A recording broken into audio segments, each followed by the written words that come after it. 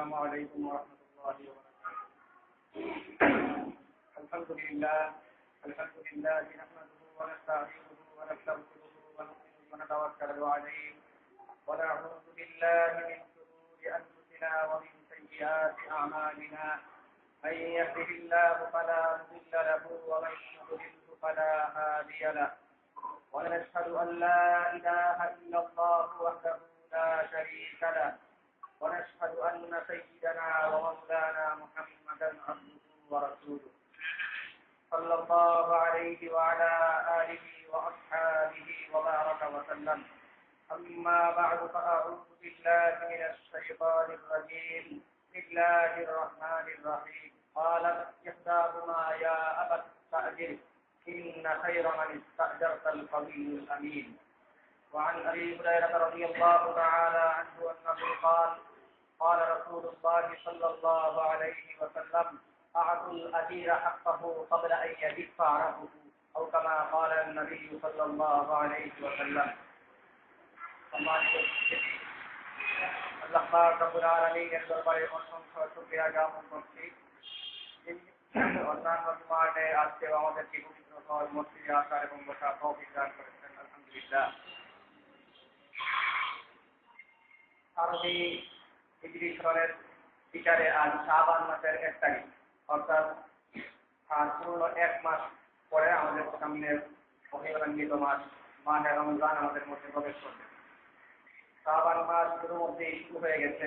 শাবান মাস, রমজান এবং তার আগের মাস রজব, এই মাসগুলির ফজিলত আমরা ইতিপূর্বেও বলেছি। শাবান মাস সাল্লাল্লাহু আলাইহি ওয়াসাল্লাম এই মাসে রমজানের জন্য পূর্ণরূপে প্রস্তুতি নেওয়া শুরু করতেন। আয়েশা রাদিয়াল্লাহু তাআলা আনহা থেকে বর্ণিত, বলেন যে রাসূল সাল্লাল্লাহু আলাইহি ওয়াসাল্লামকে আমি কখনো পূর্ণ মাস রোজা রাখতে দেখিনি রমজান ছাড়া। আর আয়েশা রাসূলুল্লাহ সাল্লাল্লাহু আলাইহি ওয়াসাল্লাম ইস্তাকমালা সিয়ামা শাহরিন ইল্লা রমাদান ওয়া মা রাআইতুহু ফি শাহরিন আকসারা মিন সিয়ামান ইল্লা শাবান।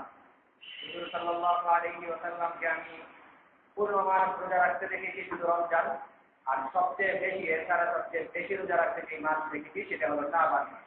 শাবান মাসের ফজিলত আমরা আগেও বলেছি। এই শাবান মাসের মধ্যেই এই মধ্যম শাবানের রজনী লাইলাতুল কিসরি মিন শাবান, শাবানের 15 তারিখের রাত যেটাকে লাইলাতুল বারাআত আমরা সবে বরাত বলেছি। আজকে বৃহস্পতিবারের পরে বৃহস্পতিবার দিবাগত রাত, সেই মহিমান্বিত রাত আমাদের সামনে উপস্থিত হবে।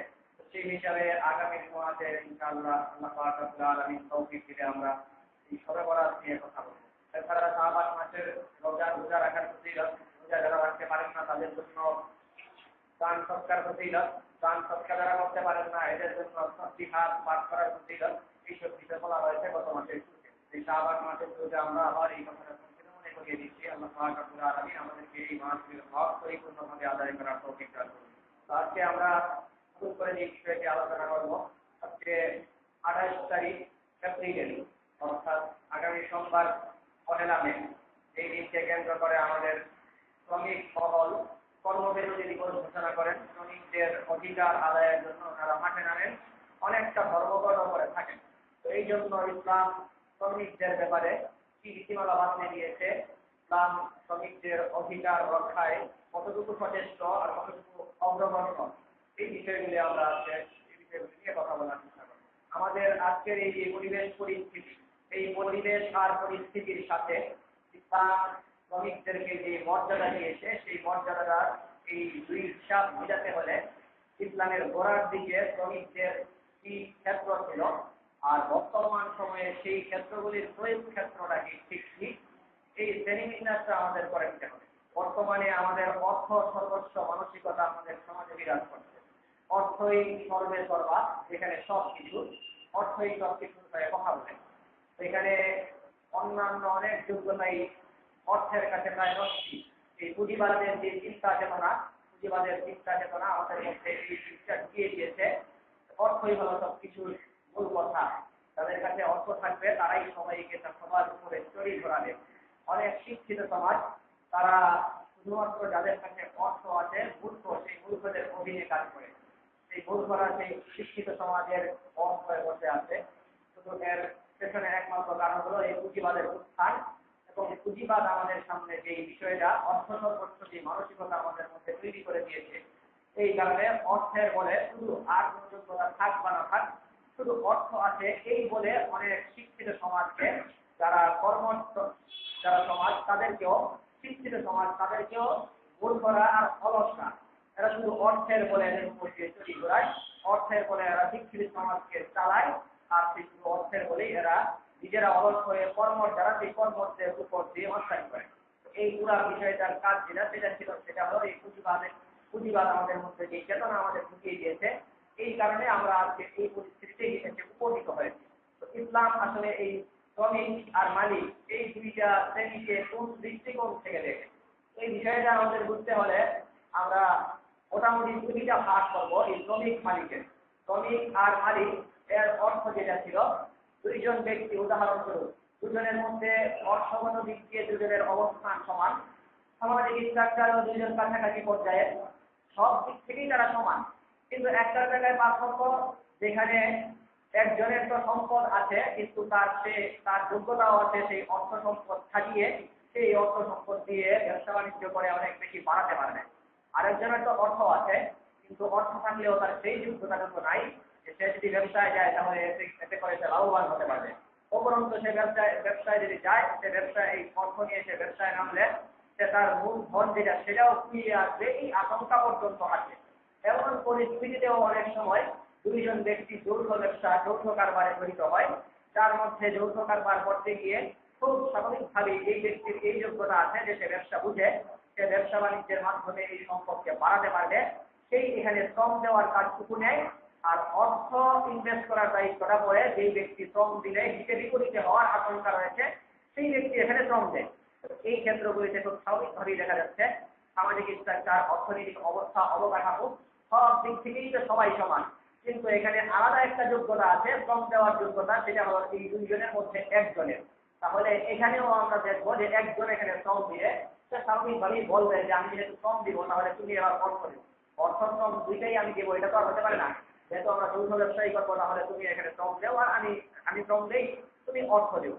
এইভাবে কখনো একজন মালিক পর্যায়ে পরিগণিত হবে আর আরেকজন শ্রমিকের পর্যায়ে পৌঁছবে। এই হলো শ্রমিক মালিকের একটা আমাদের সামনে যে আমাদের কনসেপ্ট আছে একটা দৃষ্টিকোণ।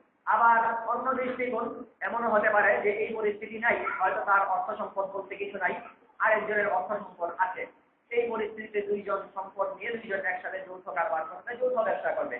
এই দুই যৌথ ব্যবসা যে করবে এর মধ্যে একজন অর্থ দেয়, তখন সে বলবে যে আমি তো অর্থই দিচ্ছি তাহলে আমি শ্রম দেবো কেন, তুমি এবার শ্রম দেবো। এই আগেরটার ভিন্ন ক্ষেত্রও হতে পারে, এই সব ক্ষেত্রেই শ্রমিক মালিক সম্পর্ক যেটা, শ্রমিক মালিকের সম্পর্কটা এই দুইটা ক্ষেত্রেই আমাদের মাঝে এসে উপস্থিত হতে পারে।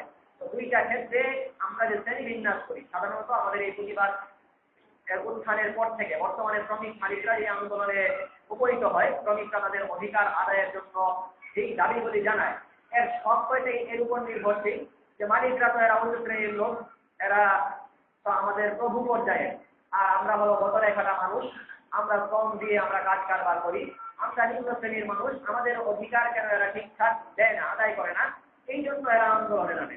তো এইটা ছিল আমাদের শ্রেণী বিন্যাস। শ্রমিক আর মালিক এদের মধ্যকার যে শ্রেণী বিন্যাস, এই শ্রেণী বিন্যাস করতে গিয়ে আমাদের মস্ত বড় একটা ভুল, এই ভুলটা করলে এবং এই ভুলটার উপর আমরা অটল থাকলে ইসলাম শ্রমিক মালিকদের ব্যাপারে কি নীতিমালা বাঁধতে দিয়েছে এগুলি আমলে নেওয়া এবং এগুলি অনুধাবন করা খুবই কষ্টকর হয়ে দাঁড়াবে। তো এই জন্য শ্রমিক আর মালিক এর অর্থ হলো ডিরেক্ট দুইজন ব্যক্তি যৌথ কারবার করছে, এই যৌথ কারবার করতে গিয়ে একজন শ্রম দিচ্ছে আরেকজন সম্পদ দিচ্ছে। তো এখানে কোনো শ্রেণী বিন্যাস নাই যে একজন খুব উঁচু তবকার মানুষ আরেকজন নিচু তবকার নিম্ন শ্রেণীর মানুষ, এই ধরনের কোনো কথা আসতেই পারে না। যেই শ্রম দেয় সে শ্রমিক আর যে এখানে টাকা দিবে সেই হলো মালিক। এই হলো শ্রমিক আর মালিকের যে ইসলামের ব্যাপারে দৃষ্টিভঙ্গি। এই শ্রমিক আর মালিকের এই যে পর্যায়টা, বর্তমান এই পর্যায়টা আমাদের সমাজে একই ক্ষেত্রটা আমরা করতে পারি। সেখানে বিভিন্ন এই অফিস আদালতে যারা চাকরি করেন ওনাদেরকে আমরা শ্রমিকের পর্যায়ে ভুক্ত ধরতে পারি এবং ওনাদের উপর সরকারি কর্মকর্তা এমনকি আমাদের এই যে রাষ্ট্রপতিরা ওনাদেরকে, তারাও এক হিসেবে ওনারাও শ্রমিক, বাদ বাকি আমরা অন্যদের তুলনায় ওনাদেরকে মালিক পর্যায়ে ধরতে পারি। তারা গার্মেন্টস শ্রমিকের মধ্যে যারা কাজ করেন, শিল্পপতি যারা গার্মেন্টসের মালিক আছে ওনারা মালিকের পর্যায়ে, এরপরে গার্মেন্টসে যারা কাজ করেন, এই হলো একটা পরিক্ষেত্র যারা নির্দিষ্ট বেতনভুক্ত মাসিক সাধারণত যে বেতনটা দেওয়া হয় থাকে ওনাদেরকে, এই বেতনের আওতায় যারা পড়েন এবং এদেরকে আমরা শ্রমিক হিসেবে চিনি। এটা হলো একটা পর্যায়। আর শ্রমিক হওয়ার আরেকটা পর্যায়, যেটা ইসলামের গোড়ার যুগে তখন যেটা ছিল দাস দাসী। দাস দাসী ছিল, দাস দাসীরা এরা কাজ করত, এরা মালিকের জন্য যে মুনির ছিল এই মুনিরের জন্য কাজ করত। এই মুনির এদের সাথে, এই মুনির তো তাদের সর্বোচ্চ মালিক ছিল সবকিছু। এই দাস দাসীদের আলাদা উপার্জনের কোনো ক্ষেত্র ছিল না, সবকিছু সে স্বয়ং সম্পূর্ণ পুরাটাই মুনিরের অধীনে ছিল।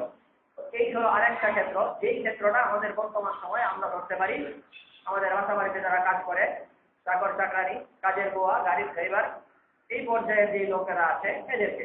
তো এই মৌলিকভাবে এই দুইটা পর্যায় রয়েছে ইসলামে, শ্রমিক আর মালিক হিসাবে এদের যে অধিকার ইসলাম বাতলে দিয়েছে। এবং এই সম্পর্কে কোরআন হাদিসের মধ্যে যে দৃষ্টিভঙ্গিগুলো, এই দৃষ্টিভঙ্গি নিয়ে আমরা আলোচনা করতে চাইলে আমরা মৌলিকভাবে এই দুইটা ভাগ করতে পারি এদেরকে। এই দুইটা যে ভাগ, এই দুই ভাগের প্রত্যেক ক্ষেত্রেই ইসলামের যে দৃষ্টিভঙ্গি, প্রথম ক্ষেত্র যেটা, সেটাতে তো আলাদা করে শ্রমিক আর মালিকের যদি আমরা দুইটা ভাগ করি, শ্রমিক একটা দল শ্রমিক হবে আর একটা দল মালিক। তা আমাদের এখানে বর্তমান পরিস্থিতিতে শ্রমিক যারা, তাদেরকে মানুষ ভিন্ন শ্রেণীর মনে করে, আর যারা মালিক পর্যায়ে এদেরকে উঁচু শ্রেণীর মনে করে। কিন্তু ইসলামের যে এইসব ক্ষেত্রে ইসলামের যে ভাষ্যগুলি আছে, এগুলো যদি আমরা সামনে আনি তাহলে আমাদের ধারণা আমূল পাল্টে যাবে। আমরা দেখবো যে ইসলাম যারা শ্রম দিয়েছে এদেরকে উঁচু মর্যাদায় আসীন করেছে।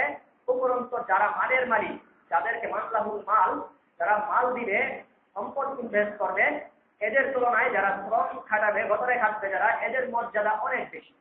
তো ওদের শ্রমিক আর মালিক এদের মর্যাদা বোঝার জন্য এদের কাজটার মর্যাদা আমরা এই ব্যাপারে কি বলা হয়েছে আমরা এটা দেখি। শ্রম যারা দেয় তারা হলো শ্রমিক, আর মাল যারা দিবে তারা মালিক। তো মাল আর শ্রম এই দুইটা বিষয়ের মধ্যে ইসলাম যেই নীতিমালা বাতলে দিয়েছে, ইসলাম মানুষদেরকে যে উৎসাহ প্রদান করেছে, এর পুরোপুরি হলো গতরে খাটার জন্য। ইসলাম মাল যেখানে আছে, এই মালের ক্ষেত্রে ইসলাম যেটা বলেছে যথাসম্ভব মাল থেকে দূরে থাকা। এই মালকে ইসলাম ফিতনা, যেটাকে আমরা সেনসিটিভ দিক, স্পর্শকাতর বিষয়, ইন্নামা আমওয়ালুকুম ওয়া আওলাদুকুম ফিতনা, মাল এটাকে সেনসিটিভ একটা বিষয় হিসাবে আখ্যা দেওয়া হয়েছে। এবং এই মাল এর মহব্বত যার ভিতরে ঢুকে যাবে, তার দুনিয়া আখিরাত সবকিছুই বরবাদের দিকে আস্তে আস্তে যেতে থাকবে। এই জন্য আল্লাহ পাক রব্বুল আলামিন মানুষ যেন মালের প্রতি আসক্ত না হয়, এই জন্য এই মাল খরচ করার বিভিন্ন ক্ষেত্র বাতলে দিয়েছেন।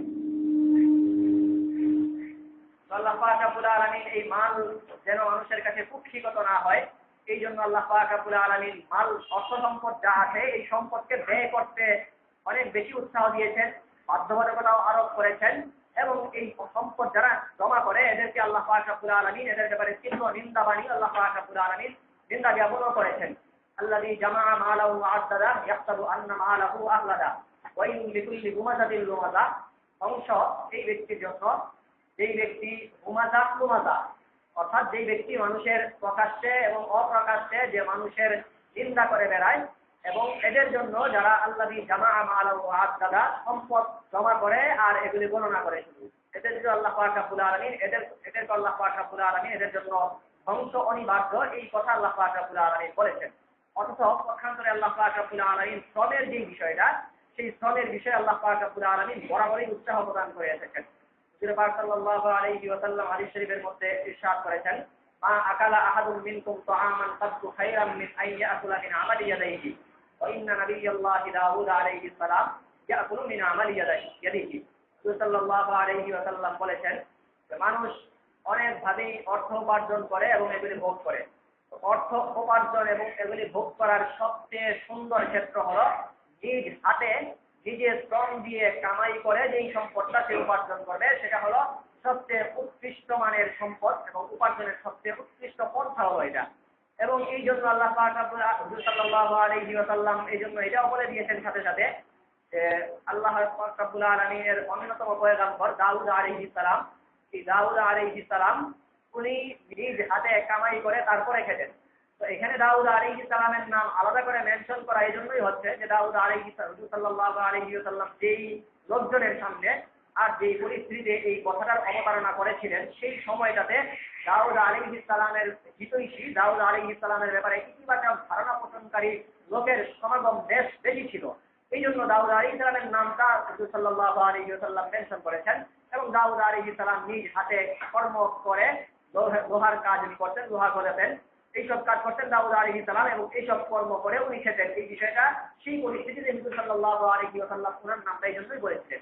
নচেত প্রায় সব নবীর ব্যাপারে বর্ণিত আছে যে মামিন নাবিয়্যিন ইল্লা ওয়াকাদ রাআল গানাম, তোমরা শ্রম দেওয়ার মধ্যে মোটামুটি নিম্ন কাজে যেটাকে মনে করো ছাগল চড়ানো, এই ছাগল চড়ানোর কাজটা সব নবীরাই করে এসেছেন। রাসূল সাল্লাল্লাহু আলাইহি ওয়াসাল্লাম আমাদের নবী বিশ্বনবী সাল্লাল্লাহু আলাইহি ওয়াসাল্লাম তিনিও এটা করেছেন। সব নবী শ্রম যেটা, এই শ্রমের মর্যাদা বোঝাতে গিয়ে সব নবীরা এই শ্রমিক ছিলেন, এই বিষয়টা রাসূল সাল্লাল্লাহু আলাইহি ওয়াসাল্লাম বারংবার এই ইরশাদ করেছেন। এবং পবিত্র কোরআনে কারীমের মধ্যে মুসা আলাইহিস সালামের ঘটনা বর্ণিত হয়েছে, যেখানে মুসা আলাইহিস সালাম মাদায়েনে হিজরত করেছিলেন। মাদায়েনে হিজরত করার পর ওখানে শুআয়ব আলাইহিস সালামের সাথে ওনার সাক্ষাৎ হয়েছিল, এবং শুআয়ব আলাইহিস সালামের সাথে সাক্ষাৎ হওয়ার পরে শুআয়ব আলাইহিস সালামের সাক্ষাতের প্রাক্কালে শুআয়ব আলাইহিস সালামের মেয়েরা ওনারা মুসা আলাইহিস সালামের যেই চরিত্র, এই চরিত্র দেখার পরে শুআয়ব আলাইহিস সালামকে বলেছিলেন যে উনি তো আমাদের এলাকায় মুসাফির হয়ে এসেছেন। ওনাকে শুআয়ব আলাইহিস সালামকে ওনারা বলেছিলেন, সাজেস্ট করেছিলেন আর কি, যে আপনারা এই মুসাকে আপনি আমাদের এই ঘরের শ্রমিক হিসাবে আপনি নিয়োগ দিতে পারেন।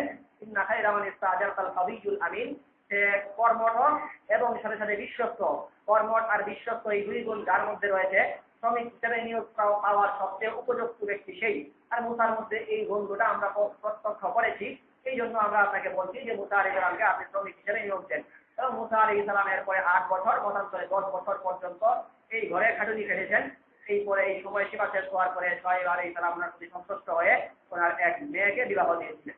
তো এই ছিল নবীদের ব্যাপারে শ্রমের ব্যাপারে ইসলামের যে দৃষ্টিভঙ্গি। মাল আর শ্রম, এই দুইটার মধ্যে মালের ব্যাপারে ইসলাম বেশ নেতিবাচক ধারণা পোষণ করেছে। যথাসম্ভব এর থেকে দূরে থাকার চেষ্টা করতে বলা হয়েছে। তো যদ্দূর না হলে নয়, এটা উপার্জন করে বাকিটা মানুষের মধ্যে বিলিয়ে দেওয়ার আদেশ দিয়েছে। পক্ষান্তরে শ্রমের ব্যাপারে ইসলাম বেশ ইতিবাচক ধারণা পোষণ করেছে, এবং শ্রম বদলে খাটার জন্য ইসলাম মানুষদেরকে উৎসাহ প্রদান করেছে। এটা হলো শ্রম আর মাল, এই ব্যাপারে ইসলামের কনসেপ্ট ছিল। শ্রম যেটা, এই হিসেবে শ্রম যেহেতু এত মূল্যবান একটা বিষয়, এই কারণে খুব স্বাভাবিকভাবেই এই শ্রম যারা দিয়ে শ্রমিক পর্যায়ে যারা পৌঁছবে ইসলাম করে, তাদের মর্যাদা অনেক উঁচুতে। তো এই কারণে আল্লাহ পাক রব্বুল আলামিন সাল্লাল্লাহু আলাইহি ওয়াসাল্লাম এই শ্রমিকদের ব্যাপারে, শ্রমিক যারা, এদের ব্যাপারে যেন মানুষ দয়াদ্র হয়, এদের কাছে যেন কেউ জুলুম না করে, এদেরকে শ্রমিক হিসেবে নিয়োগ দেওয়ার পরে এদের সাথে যেন কোনো ধরনের জুলুম, অন্যায়, অনাচার না করে, এই জন্য সচেষ্ট থাকতে বলা হয়েছে। রাসূল সাল্লাল্লাহু আলাইহি ওয়াসাল্লাম বলেন, তাহা রাসূলুল্লাহ সাল্লাল্লাহু আলাইহি ওয়াসাল্লাম মান ইস্তিজারিল আমিল হাত্তা ইউবাইয়িনা লাহু আজরাহু। রাসূল সাল্লাল্লাহু আলাইহি ওয়াসাল্লাম কোন শ্রমিককে নিয়োগ দিতে নিষেধ করেছেন তার শ্রম যেটা পারিশ্রমিক বাতলে না দিয়ে। পারিশ্রমিক নির্ধারণ করতে হবে শুরুতেই। পারিশ্রমিক নির্ধারণ না করে শ্রমিক নিয়োগ না দিলে এটা শেষ পর্যন্ত একটা ঝগড়াটে পরিস্থিতি তৈরি করতে পারে। এই জন্য ইসলাম শুরুতেই বলে দিয়েছে, শ্রমিক নিয়োগ দেওয়ার প্রারম্ভেই পারিশ্রমিক নির্ধারণ করে দিতে হবে। এই তো পারিশ্রমিক নির্ধারণ করতে হবে, এবং পারিশ্রমিক নির্ধারণ করার পরে সে যখন তার কাজ পূর্ণ করে ফেলবে, তখন এই পারিশ্রমিক তাকে আদায়ও করে দিতে হবে। পারিশ্রমিক আদায় করতে টাল বাহানা করা যাবে না, দেরিও করা যাবে না। তার এই যে ঘাম, এই ঘাম শেষ শুকানোর আগেই দিয়ে দিতে হবে। সাল্লাল্লাহু আলাইহি ওয়াসাল্লাম হাদিস শরীফের মধ্যে এসেছে, আতুল আজিরা আজরাহু বা আতুল আজিরা হাক্কাহু ক্বাবলা আন ইয়াজিফা আরাকুহু। তার যে ঘাম আছে, এই ঘাম মোছা শুকানোর আগেই তার যে পারিশ্রমিক, সেই পারিশ্রমিক তাকে পরিশোধ করে দিতে হবে। পারিশ্রমিক নির্ধারণ করতে হবে, পারিশ্রমিক সময় মতো পরিশোধও করে দিতে হবে। পারিশ্রমিক যদি পরিশোধ না করা হয়, এটা পরিশোধ না করলে এটা জুলুমের পর্যায়ে পৌঁছবে। মাতুল গানি জুলমুন, পারিশ্রমিক আদায় করতে যার সামর্থ্য আছে, এরপরেও সে পারিশ্রমিক দিতে টাল বাহানা করছে, এটা অন্যায়ের শামিল। আর ইন্নাল্লাহা লা ইউহিব্বুয যালিমিন, আল্লাহ পাক রব্বুল আলামিন জালেম যারা আছেন তাদেরকে আল্লাহ পাক রব্বুল আলামিন দেখতে পারেন না। তাদের ব্যাপারে আল্লাহ পাক রব্বুল আলামিনের কোনো ধরনের অনুরাগ নেই জালেমদের ব্যাপারে। এই জন্য যারা এই ধরনের শ্রমিকদেরকে পারিশ্রমিক না দিবে, এদেরকে জালেম আখ্যা দেওয়া হয়েছে। এবং জালেমদের ব্যাপারে আল্লাহ পাক রব্বুল আলামিন, এদের প্রতি আল্লাহ পাক রব্বুল আলামিন প্রধান্বিতই না শুধু, মহান আল্লাহ পাক রব্বুল আলামিন হাদিসে কুদসির মধ্যে এসেছে, আনা হাসমুহুম সালাসাতুন আনা হাসমুহুম, 3 ধরনের ব্যক্তি এমন আছে, আমি যাদের বিরুদ্ধে লড়াই করব কিয়ামতের দিন। হাদিস শরীফের ভিন্ন ইবারতের মধ্যে এসেছে, আর যাদের বিরুদ্ধে দাঁড়িয়ে আমি লড়াই করব, এদের রেহাইয়ের কোনো উপায় নেই। 3 দলের বিরুদ্ধে আমি যুদ্ধ ঘোষণা, আমি এদের বিরুদ্ধে ওকালতি করব কিয়ামতের দিবসে। 3 দল, এর মধ্যে এক দল আতাবি সুম্মা গাদার, আমার নামে শপথ করে এরপরে এটা পুরা করে না। একদল হলো যারা আল্লাহর নামে শপথ করে, কথায় কথায় আল্লাহর কসম বলে, আল্লাহর নামে শপথ করে, এরপরে এই শপথের কোনো তোয়াক্কা করে না এরা। এরপরে ওয়ারাজুলুন বা আহুরান পা কালা সামানাকু, রাজদাসের বিক্রি এটার কোনো তাৎপর্য ছিল, কিন্তু স্বাধীন ব্যক্তি বিক্রি করা, জানে স্বাধীন, অন্য এক জায়গা ভিন্ন এক জায়গায় গেছে, এখানে এই লোককে কেউ চিনে না, এই স্বাধীন ব্যক্তিকে সে ধরে নিয়ে বিক্রি করে দিল। যার কাছে বিক্রি করতে এলাকার লোকজন চিনেও না সে স্বাধীন না গোলাম, সে নিয়ে গোলাম, সে জানে এটা স্বাধীন, যে বিক্রি করলে বিক্রেতা জানে স্বাধীন, এরপরেও তাকে গোলামের আকৃতিতে মোড়ক দিয়ে বিক্রি করে দিল এবং এই পয়সা সে হজম করলো। এই ব্যক্তির বিরুদ্ধেও আমি লড়াই করব। আর আরেক ব্যক্তি রাজুলুল ইস্তাজারা আজিরান ফাস্তাওফা মিনহু আমালাহু ওয়া লাম ইউতি আজরাহু, তৃতীয় শ্রেণী আরেক দল, যেই ব্যক্তি মানুষকে শ্রমিক হিসাবে নিয়োগ দিল, শ্রমিক হিসাবে নিয়োগ দেওয়ার পরে এরপরে এই শ্রমিক যেটা, এই শ্রমিকের কাছ থেকে তার যে কর্ম, এই কর্ম তো আদায় করলো, কিন্তু তার পারিশ্রমিক যেটা, সেই পারিশ্রমিক পূর্ণ করে দিল না। এটা মাত্র একটা দিক গেল আর কি, আমাদের যে দুইটা দিক বলেছিলাম। এর মধ্যে আরেকটা হলো আমাদের অধীনে যারা থাকে, অধীনে যারা থাকে এদের ব্যাপারে রাসূল সাল্লাল্লাহু আলাইহি ওয়াসাল্লাম বলেছেন যে তোমরা তোমাদের অধীনে থাকে ঘরে কাজের বুয়া বা তোমাদের এই যে অন্য যে কোনো ধরনের তোমাদের এই যে কর্মচারী, এদেরকে তোমরা মনে করো না যে এরা তোমাদের তোমাদের কর্মচারী, এরা নিম্ন শ্রেণীর লোক, বরং ইখওয়ানুকুম জাআলাহুমুল্লাহু তাহতা আইদিকুম, এরা তোমাদের ভাই, আল্লাহ তোমাদের তোমাদের অধীনে এই ভাইদেরকে দিয়ে দিয়েছেন। এক একজনের এক একটা পরিস্থিতি আল্লাহ দিয়ে দেন, আল্লাহ পাক রব্বুল আলামিন এদেরকে তোমাদের অধীনে থাকার পরিস্থিতিটা নির্ধারণ করে দিয়েছেন, বাকি এরা তোমাদের ভাই। ইখওয়ানুকুম জাআলাহুমুল্লাহু তাহতা আইদিকুম। তো এখানে আবু যর রাদিয়াল্লাহু তাআলা আনহু হাদিস শরীফের মধ্যে এসেছে, উনাকে একটা তাবেঈ ইবনে সুয়াইদ উনি বলেছিলেন যে আবু যরের গোতরে একটা ছিল জামা আর আরেকটা ছিল ওনার গোলামের কাছে। তো এই তাবেঈ উনি এই সাহাবীকে বললেন যে আপনি তো এই 9-6 একটা বুঝ দিয়ে আপনার যে চাকর আছে, এই চাকরকে 9-6 বুঝ দিয়ে যে কোনো ধরনের একটা কাপড় দিয়ে দিতে পারেন, ওর কাছে এত ভালো কাপড়, এটা যদি আপনি নিয়ে আসেন তাহলে আপনার পূর্ণ এক সেট হয়ে যায়। আপনি এত ভালো কাপড় একটা নিজে রাখতেন, এই চাকরকে আরেকটা দিতেন, এইটা কি দরকার? পরে একটা মোটামুটি পর্যায়ে একটা দিয়া এই ভালো কাপড় দুইটা নিয়ে আপনি একটা সেট তৈরি করে ফেলুন। তো এই কথা বলার পরে উনি বলেছিলেন যে আমি তো তোমার মতো এই চিন্তাই লালন করতাম, কিন্তু হুজুর সাল্লাল্লাহু আলাইহি ওয়াসাল্লামের সাথে আমার এক পর্যায়ে এই নিয়ে কথা হয়েছিল।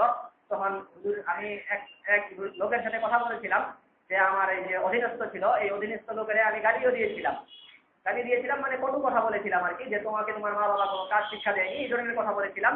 সালিমতু মিন উম্মিহি, তার এই ধরনের কথাটাকে আমি বলেছিলাম।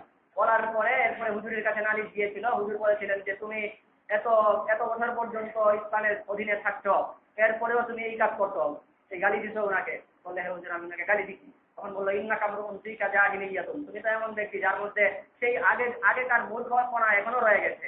তো বললেন যে হুজুর কি কারণে? তখন বললেন যে এদের সাথে এগুলি মূর্খদের কাজ, আগেকার লোকদের এই যে বর্বর যুগের কাজ, অধীনস্থ যারা আছে এদের সাথে বই দিয়ে আচরণ করা। ইসলাম তো এই শিক্ষা দেয় যে তুমি যা পড়বে তাকেও তা পড়াবে, তুমি যা খাবে তাকেও তা খাওয়াবে। ইখওয়ানুকুম জাআলাহুমুল্লাহু তাহতা আইদিকুম, এরা তোমাদের ভাই যাদেরকে আল্লাহ তোমাদের অধীনস্থ করে দিয়েছেন। আমান জাআলাল্লাহু আখাহু তাহতা ইয়াদিহি, যাকে আল্লাহ পাক রব্বুল আলামিন তার ভাইকে তার অধীনে করে দিয়েছেন, ফালইউতইমহু মিম্মা ইয়াকুলু ওয়া লিইউনফিকহু মিম্মা ইয়ালবাসু, সে নিজে যা খায় তা যেন তাকে খাওয়ায়, আর নিজে যা পড়ে তা যেন তাকে পড়ায়, আর কাজ করার বেলায়ও তাকে ওয়ালা ইউকাল্লিফুহু মিনাল আমালি মা ইয়াগলিবুহু, তার সাধ্যাতীত কোনো কাজও তার উপর চাপিয়ে দিবে না। সে করতে পারবে না এমন কোনো কাজও তার উপর চাপিয়ে দেবে না। সে করতে পারবে না এমন কোনো কাজ যদি তার দায়িত্বে দিয়ে দেয়, তাহলে ফালইউইনহু আলাইহি, বাকি যেই কাজটুকু তার করতে হবে এইটার ব্যাপারে যেন নিজে তাকে সহযোগিতা করে।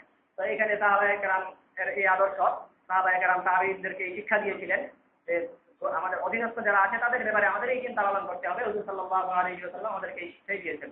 আল্লাহ পাক রব্বুল আলামিন আমাদেরকে এই আমাদের অধীনে যারা আছেন সকলেরই অধীনে কিছু না কিছু লোক থাকে, যে পর্যায়ে থাকে এদের নিচেও লোক থাকে, উপরেও লোক থাকে। তো যদি ইন আতাতা ইলা মান দুনাকা ফালা তা'মান যুলমা মান ফাওকাকা, আপনার নিচে যারা আছে এদের ব্যাপারে যদি আপনি খারাপ আচরণ করেন, তাহলে আপনার উপরে যারা আছে এরা আপনার সাথে যে অত্যাচার করবে না, এই বিষয়ে আপনি নিশ্চিত হবেন না। এই জন্য সবাই নিজেদের জায়গা থেকে আল্লাহ পাক রব্বুল আলামিন আমাদের এই তৌফিক দান করুন, আমাদের অধীনস্থ যারা আছে এদের সবার ব্যাপারে আমরা দয়া এবং একটু ভালো আচরণ করার আল্লাহ পাক রব্বুল আলামিন আমাদেরকে, আল্লাহ পাক রব্বুল আলামিনের যে শ্রমিক এবং মালিক এবং এই সংক্রান্ত যে বিধিবিধান এবং এই রমজানের আগের মাস শাবান, এই শাবান মাসের ফজিলত, এই বিষয়গুলো আল্লাহ পাক রব্বুল আলামিন এই সংক্রান্ত কথাগুলির উপর আমল করার তৌফিক দান করুন। আলহামদুলিল্লাহি রাব্বিল আলামিন।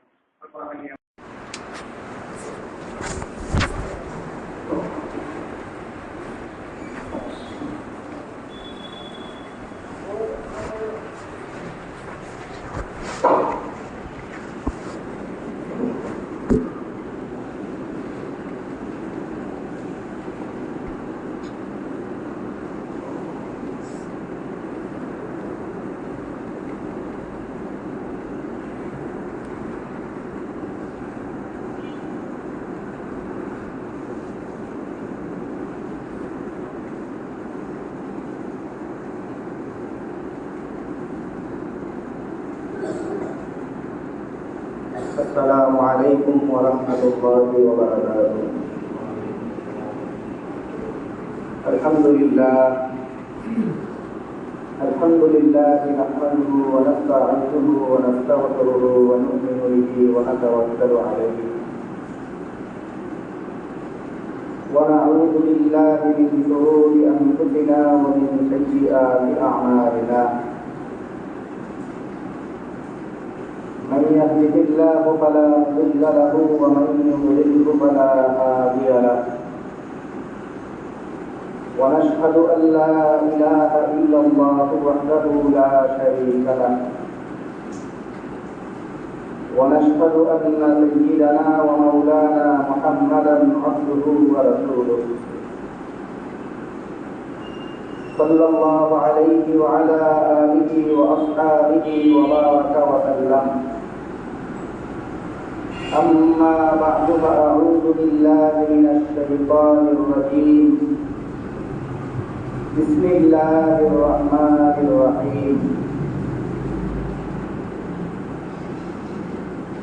إن الذين يحبون أن تشيع الفاحشة في الذين آمنوا لهم عذاب أليم في الدنيا والآخرة والله يعلم وأنتم لا تعلمون.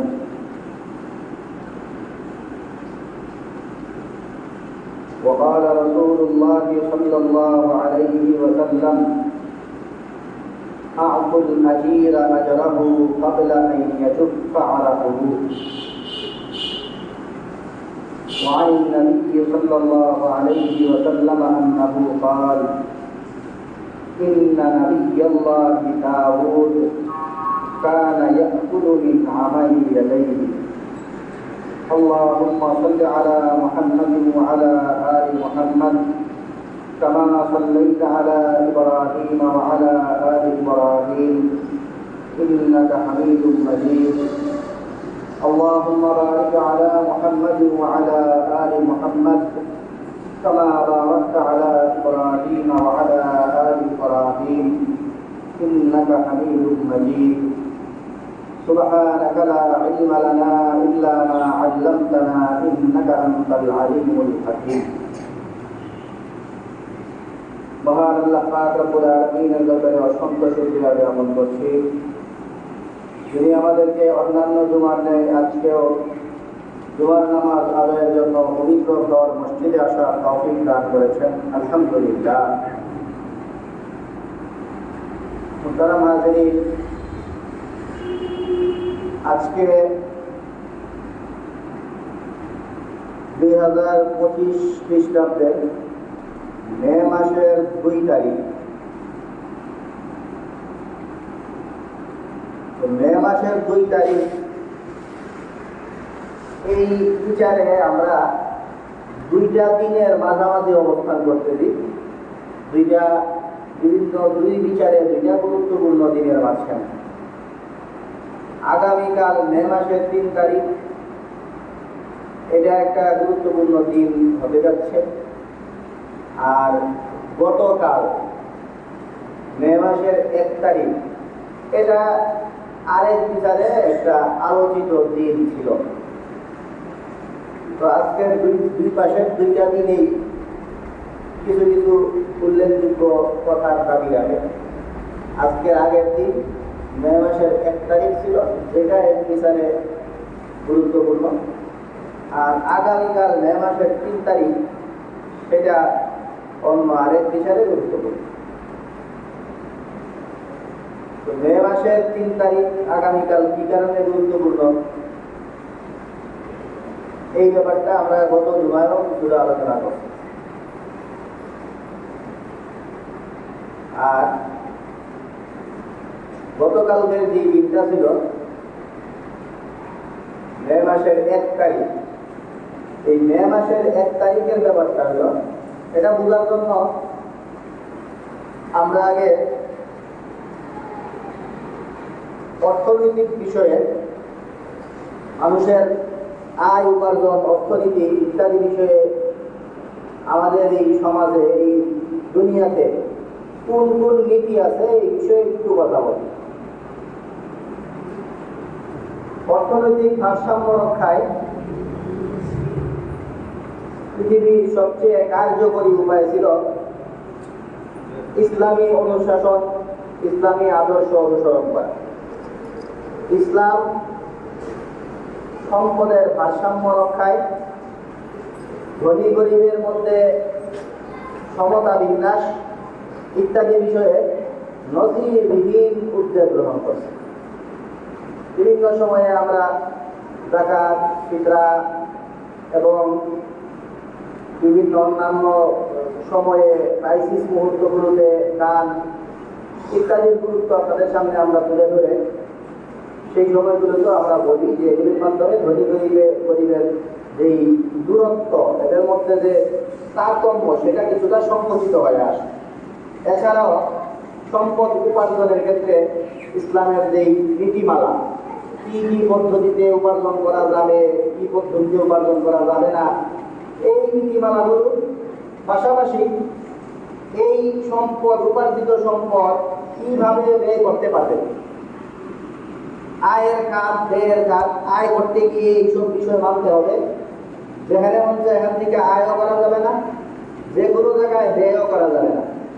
এই যে সমুদয় বিষয়গুলি, এই সবগুলি বিষয়ে সামনে রাখলে আমরা এটাই দেখতে পাই, ইসলামী অর্থনীতি মানুষের আত্মসামাজিক ব্যবস্থায় জনগণের মধ্যে ধনী গরিবের মধ্যে যেই বিশাল তফাৎ, তারতম্য, অর্থনৈতিক যে বৈষম্য, সেই বৈষম্য দূরকরণে ইসলাম সবচেয়ে কার্যকরী উদ্যোগ নিয়েছে। তো এটা তো ছিল ইসলাম যখন সবাই মানত তখন, কিন্তু ইসলামী খেলাফতকে যখন পরিকল্পিতভাবে ধ্বংস করে দেওয়া হইল, ইসলামী অনুশাসন যখন আস্তে আস্তে বিশ্বের মুখ থেকে বিদায় নিতে লাগলো, তো স্বাভাবিকভাবেই সবচেয়ে কার্যকরী যে বিধানটা চলতেছিল, ইসলামের যে অনুশাসনের মাধ্যমে মানুষের মধ্যে সবচেয়ে গ্রহণযোগ্য পদ্ধতিতে অর্থনৈতিক বিচার ব্যবস্থা চলতেছিল, সেটা যখন শেষ হয়ে গেল, তখন অর্থনৈতিক ভারসাম্য হারায় গেল। অর্থনৈতিক ভারসাম্য হারায় যাওয়ার কারণে একজন অনেক বড় ধনী, কিছু মানুষ না খায়া মরে, কিছু জায়গায় সম্পদের অনেক বেশি তারতম্য, আরেকদিকে মানুষজন বৈষম্যের শিকার, এই ধরনের অর্থনৈতিক দুরবস্থা দেখা দিল। ইসলামী খেলাফত, যে ইসলাম মানুষের অর্থনৈতিক মুক্তি নিশ্চিত করছিল, ধনী গরিবের তারতম্য, বৈষম্য কমায় নিয়ে আসছিল, সেই ইসলামী ব্যবস্থা গায়েব হয়ে যাওয়ার পরে মানুষের মধ্যে এই দুরবস্থা দেখা দিল। কেউ অনেক ভালো অবস্থায় থাকে, এদের সম্পদের হিসাব করারও উপায় নেই, আর কিছু মানুষ খাইতেই না খায়া মানবেতর জীবনযাপন করে। এই যখন অবস্থা,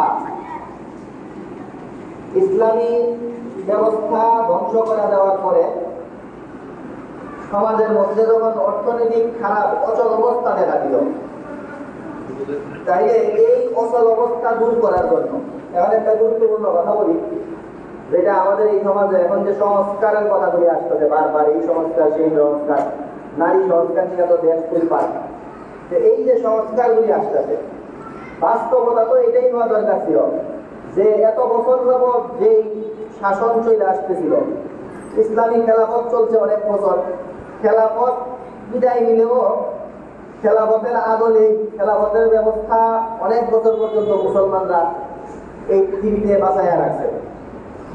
যতদিন পর্যন্ত মুসলমানরা এই পৃথিবীতে খেলাফত ব্যবস্থা, খেলাফত নামে না থাকুক, অন্তত খেলাফতের যে আইন কানুন, এইগুলি যেই সময় পর্যন্ত এই দুনিয়াতে ধরে রাখছে, ততদিন পর্যন্ত যেহেতু মানুষ অর্থনৈতিকভাবে ভালো অবস্থায় ছিল, তাহলে অর্থনৈতিক খারাপ অবস্থা যখন শুরু হয়েছে, তখন চিন্তা করে মানুষের তো এটাই উচিত ছিল যে এই বৈষম্য দূরকরণের কারণে, যেইটা থাকার কারণে মানুষ ভালো ছিল, এইটারে আবার ফিরাই আনি, এই কাজটা করা দরকার। যেই জিনিসটা থাকার কারণে এতদিন মানুষজন ভালো চলছিল, এখন মানুষের খারাপ অবস্থায় এইটা কেন বিদায় হইতো, এই নিয়মটা আবার চালু করি, এইটাই তো হওয়া উচিত ছিল। একটা জিনিস চলে গেছে, যে জিনিসটা থাকার সময় মানুষ ভালো চলত, তো এই জিনিসকে পরিকল্পিতভাবে অন্য ধর্মের লোকজন, ইসলামের শত্রুরা, এরা খেলাফতকে সরাই দিল, বিদায় করলো। এখন যদি কারো মনে হয় যে আমরা আবার ভালো সময় চাই, তাহলে তো ভালো সময়ের নিয়ম যেটা ছিল এটারই আবার আনা উচিত। কিন্তু এইটা না আইনা মানুষজন কি বললো যে এই অর্থনৈতিক দুরবস্থা, এই গণতন্ত্র পুঁজিবাদী ব্যবস্থাপনায় মানুষের মধ্যে এত তারতম্য, এই তারতম্য রাখা যাবে না, এই তারতম্য রাখা যাবে না, নতুন ব্যবস্থাপনা আনতে হবে। বইটা যেই ব্যবস্থাপনা এতদিন ভালো সার্ভিস দিতে সেটা না কইরা নতুন ব্যবস্থাপনা আনলো সমাজতন্ত্রের নামে। না, মানুষের যেহেতু এই অবস্থা, একজন এত ধনী হয়ে যেতে যে একজনের অবস্থা এত খারাপ, তাইলে এই অবস্থা চলতে দেওয়া যায় না। এখন এমন ব্যবস্থা আনতে হইব যে ব্যবস্থার মাধ্যমে এরা নাম দিল এই সমাজতন্ত্র। সমাজতন্ত্র কি বলে? কোনো মানুষ আর কোনো কিছুর মালিক থাকবো না, কারো মালিকানাই স্বীকার করা হইব না, কেউ কিছুর মালিক হতে পারবো না। যত মালিকানা আছে সব হবে রাষ্ট্রের অধীনে। মানুষ সবাই কামলা রাখবো, যত ধরনের উপার্জন যাই করুক না কেন সব কিছুর মালিকানা যাবে রাষ্ট্রের খাতে। এরপরে রাষ্ট্র সবার কাছে এটা বন্টন করে রাখবে। এইভাবে মানুষের মধ্যে তারতম্য দূর করা হয়। এই একটা ব্যবস্থাপনা আনা হইল যে মানুষ যেহেতু কেউ বেশি ধনী হয়ে যেতেছে, কেউ না খায় মরতেছে, এই কারণে কেউ ধনীও থাকবো না, কেউ গরিবও থাকবো না, ধনী গরিব সব শেষ, সব কিছুর মালিক রাষ্ট্র। আপনি যদি উপার্জন করেন, আয় উপার্জন করেন, এটার মালিকানা খেত খামার ফসলাদির মাধ্যমে যত বড় আপনি কৃষক হন, যত উপার্জনই আপনার হোক, এই উপার্জন রাষ্ট্রীয় হাতে চলে যাবে। সবার সবকিছু রাষ্ট্রীয় হাতে যাবে, রাষ্ট্র সবকিছু করে আবার বন্ধন করে। এইভাবে বৈষম্য দূর করা হবে। এই একটা পাগলামি নীতি আবিষ্কার করা হবে। এই পাগলামি নীতি আবিষ্কার করার ফলে দেখা গেল যে এই পাগলামি নীতির কারণে অবস্থা আরো খারাপ। এই সমাজতন্ত্রের মাধ্যমে সবকিছু রাষ্ট্রের অধীনে নিয়ে রাষ্ট্রের সাথে জড়িত যে গুরুত্বপূর্ণ ব্যক্তিবর্গ এরা আঙ্গুল করে বলা যাচ্ছিল, আর সাধারণ মানুষজন এরা আবার সেই আগের যে বেশি সংখ্যক মানুষ এখন না খায় মরতে লাগে। এই পরিস্থিতিতে 1886 খ্রিস্টাব্দে এই যুক্তরাষ্ট্রের শিকাগোতে একটা শ্রমিক দল, মার্কেটের লোকজন, এরা আন্দোলনে নামলো। আন্দোলনের এই ধরনের বৈষম্য, সমাজতন্ত্রের যে বৈষম্য, সেই বৈষম্য দূর করা, বৈষম্য দূর করার মাধ্যমে 8 ঘন্টার বেশি কাজ করা যাবে না। এরপরে শ্রমিকদের বিভিন্ন দাবি দেওয়া ইত্যাদি, তাদের কতদিনের ভিতরে কতক্ষণ কাজ করা যাবে, কতদিন ছুটি, কতক্ষণের মধ্যে তাদের মজুরি দিতে হবে ইত্যাদি বিষয়ে বেশ কিছু দাবি দেওয়া নিয়ে 1866 পহেলা মে, গতকালকে আর শ্রমিক দিবসে পহেলা মেতে আন্দোলনে নামলো। আন্দোলনের পরে সরকার পক্ষ, শ্রমিক পক্ষ মারামারি, মালিক শ্রমিক পক্ষের সব জায়গায় বেশ কিছু মানুষ হতাহতের শিকার হইল, বেশ বড় দাঙ্গা বাজলো। এই দাঙ্গার প্রেক্ষিতে এর 3 বছর পরে 1889 হইল ফরাসি বিপ্লবের 100 বছর পূর্তি হয়েছে। 1789 ফরাসি বিপ্লব হয়েছিল। তো ফরাসি বিপ্লবের 100 বছর পূর্তিতে এই দিনটাকে শ্রমিক দিবস হিসাবে এরা মর্যাদা দিল, এবং এই দিনটাকে শ্রমিক দিবস হিসেবে মর্যাদা দেওয়ার পরে 1995 থেকে সম্ভবত আনুষ্ঠানিকভাবে বেশ নিয়ম নীতি এগুলি পালন শুরু হয়েছে যে 8 ঘন্টার বেশি কাজ করা যাবে না, এত তারিখের ভিতরে মজুরি দিতে হবে, এই অনেকগুলো নিয়ম। যেই নিয়মগুলি সবগুলি মূলত এই যে আপনারা পহেলা মে দেখেন আর শ্রমিক দিবস দেখেন, এটা সমাজতন্ত্রের একটা স্লোগান। এই সমাজতন্ত্র আসলে সবচেয়ে ক্ষতিকর এই দুনিয়ার শাসন ব্যবস্থার জন্য। ইসলামী শাসন ব্যবস্থার কথা বললাম, যেটা মাঝামাঝি পর্যায়ে, গণতন্ত্র পুঁজিবাদের মতো একদম খারাপ, যে যেমনি ইচ্ছে এমনি উপার্জন করেন, যেমনি ইচ্ছে এমনি আপনার উপার্জন আপনার কাউরে দিলে দিবেন, না দিলে নাই, এটাও সমর্থন করে না। আর কেউ কিছুর মালিকই হইব না, সব মালিকানা রাষ্ট্র নিয়ে যাবে, ইসলাম এটাও সমর্থন করে না। এর মাঝামাঝি যে অবস্থান ইসলামের, এই অবস্থানের সাথে দুই দিকে সাংঘর্ষিক দুইটা ধারা, একটা হলো পুঁজিবাদ আর একটা হলো সবচেয়ে বেশি ক্ষতিকর যেটা, সেটা হলো সমাজতন্ত্র। এই সমাজতন্ত্রের একটা স্লোগান হলো এই শ্রমিক দিবস 1 মে, যে দিনেরা এদের কথা হইল 8 ঘন্টা কাজ করব, 1 তারিখে মে মাসের 1 তারিখে যার মনে চায় না তারে কাজে লাগানো যাবে না, এইসব কথাবার্তা নিয়ে এই হইল শ্রমিক দিবস। তো শ্রমিক দিবস যেটা, এই শ্রমিক দিবসটা মূলত আসছে এই কারণে বৈষম্যকে কেন্দ্র করে।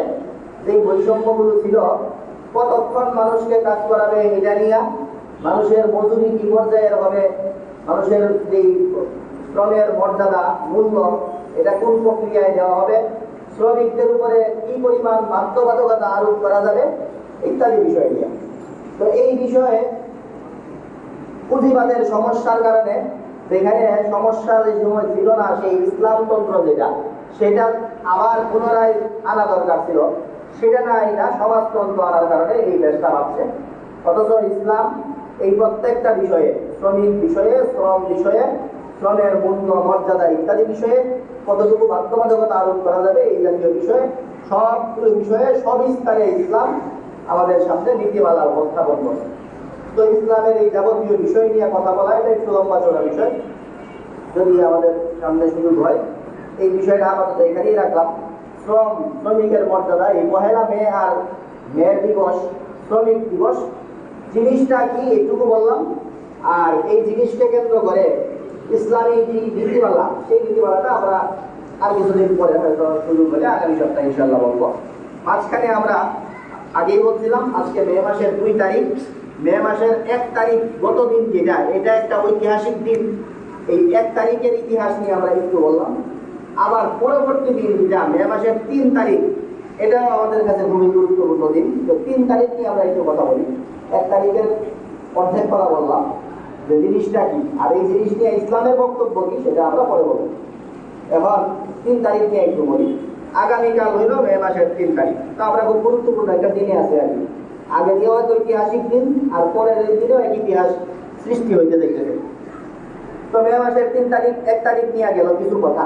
আর মে মাসের 3 তারিখ আগামীকাল আমাদের এই যে সংস্কার আমরা করি, এই সংস্কারের সবচেয়ে সমস্যাকর যে বিধানগুলো, সেই বিধানগুলো সহ বেশ কিছু ইস্যুতে বাংলাদেশের সবচেয়ে জনপ্রিয় এবং ধর্মপ্রাণ মুসলমানদের হৃদয়ের যেই সংগঠন হেফাজতে ইসলাম বাংলাদেশ, হেফাজতে ইসলাম বাংলাদেশের বিশাল কর্মসূচির ডাক। এই বিশাল কর্মসূচিতে, এই কর্মসূচিটা মূলত বেশ কিছু ইস্যুকে সামনে।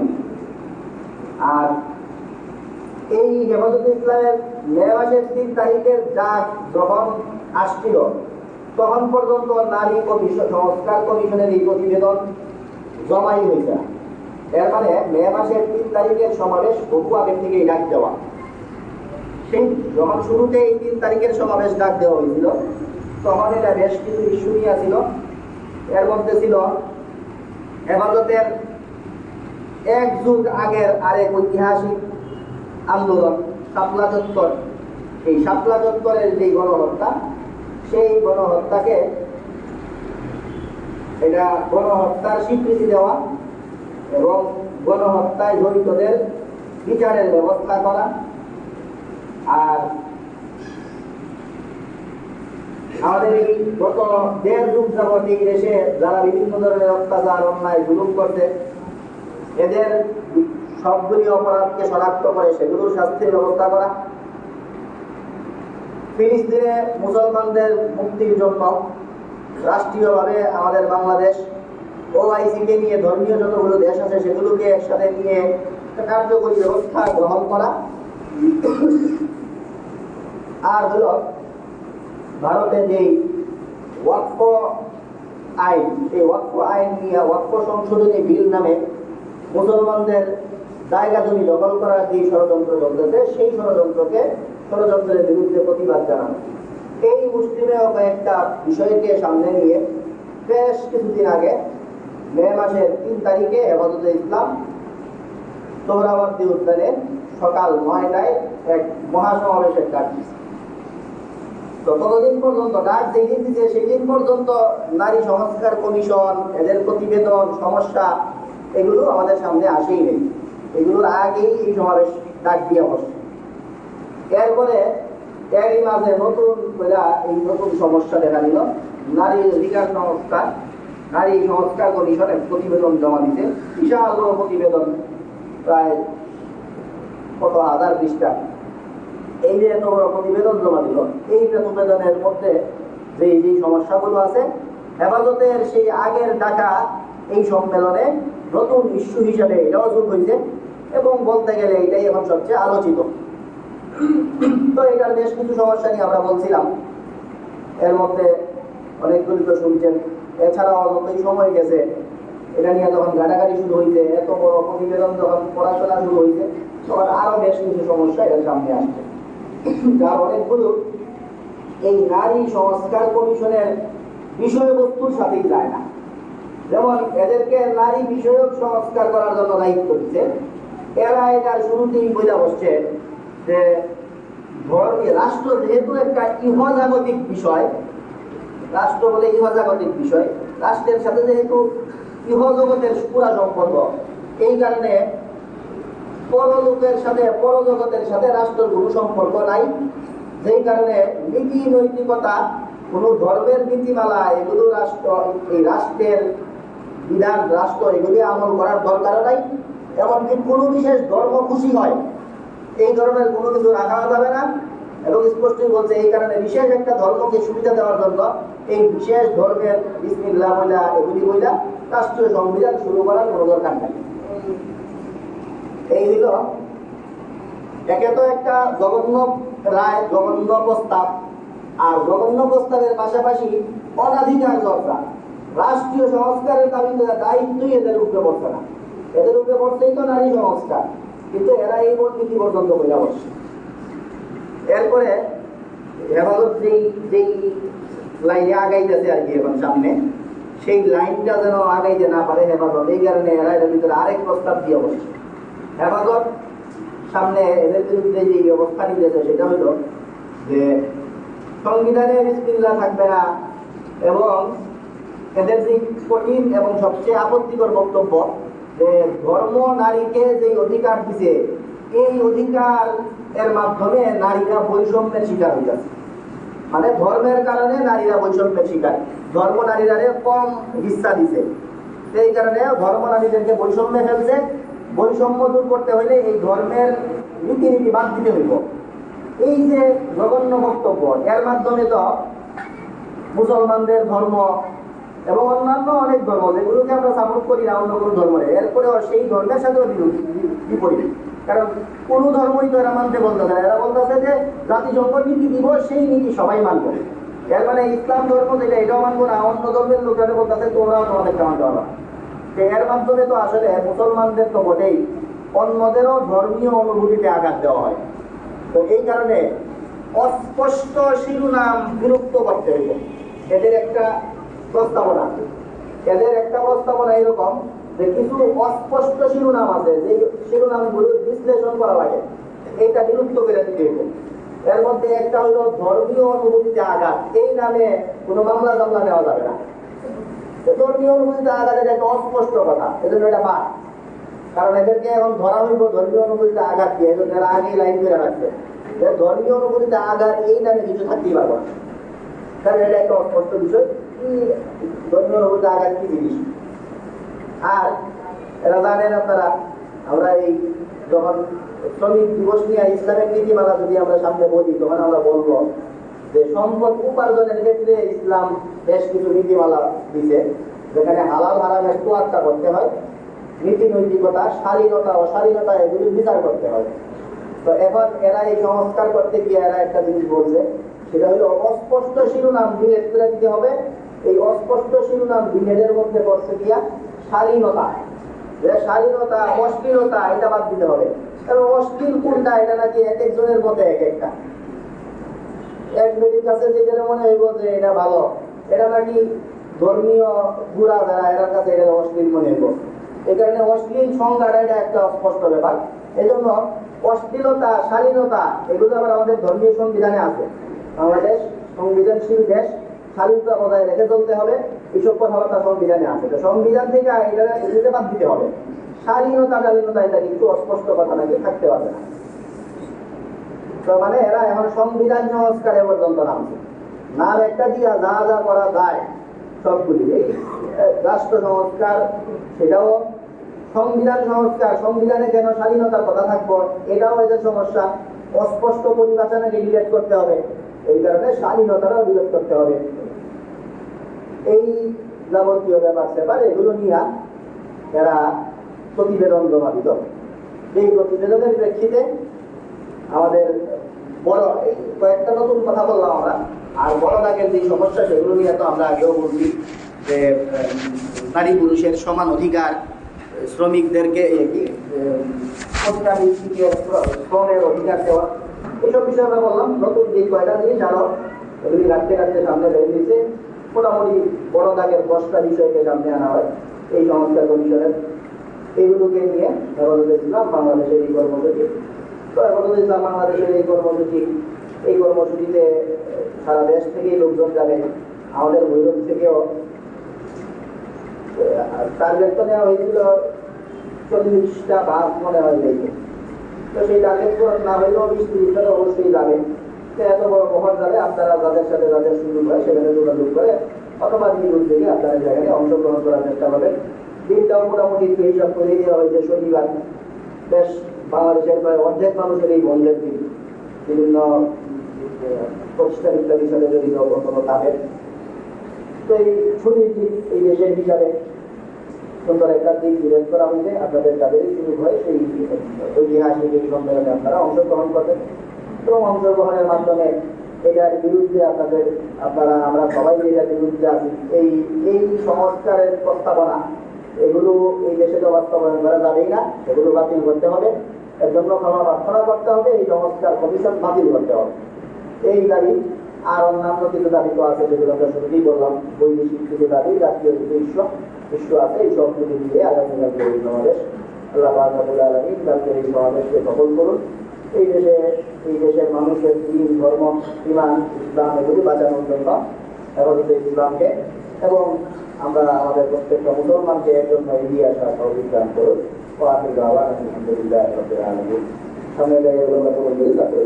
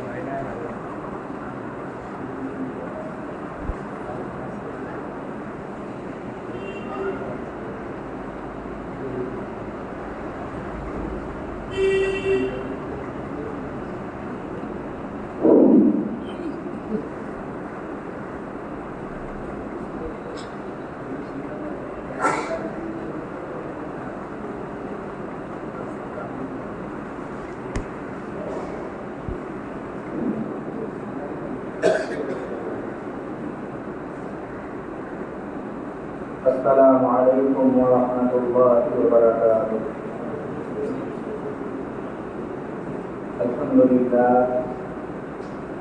الحمد لله نحمده ونستعينه ونستغفره ونؤمن به ونتوكل عليه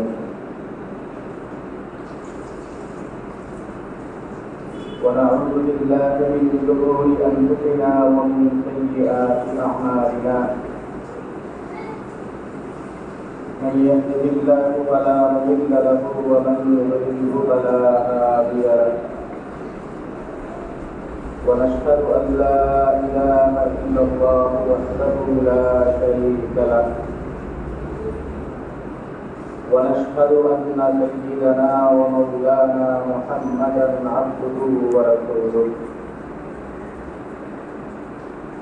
صلى الله عليه وعلى آله وأصحابه وبارك وسلم.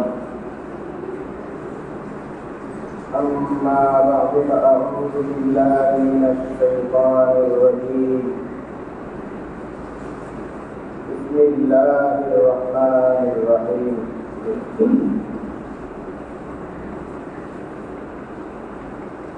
يا أيها الذين آمنوا لا تأكلوا أموالكم بينكم بالباطل وتدلوا بها إلى الحكام لتأكلوا فريقا من أموال الناس بالإثم وأنتم تعلمون. وقال الله سبحانه وتعالى: